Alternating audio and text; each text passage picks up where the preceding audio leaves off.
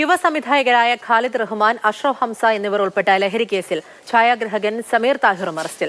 സ്വന്തം അറിവോടെ അല്ലെങ്കിലും ഇരുവർക്കും ലഹരി ഉപയോഗിക്കാൻ തന്റെ പക്കലുള്ള ഫ്ളാറ്റ് കൈമാറിയതിനാണ് എക്സൈസ് കേസെടുത്തത്.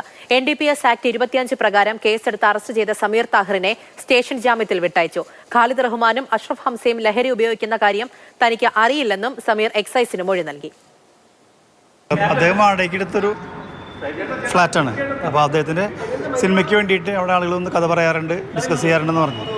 ഇവരാൾക്ക് പരിചയമുണ്ട്, പക്ഷേ ഇങ്ങനെ ഉപയോഗിക്കുന്ന ആൾക്ക് അറിയില്ല എന്ന് പറഞ്ഞു. പക്ഷേ അയാളുടെ പ്രോപ്പർട്ടി ആയതുകൊണ്ട് നമ്മൾ എന്ത് ചെയ്തു, അയാൾക്കെതിരെ എടുത്തു.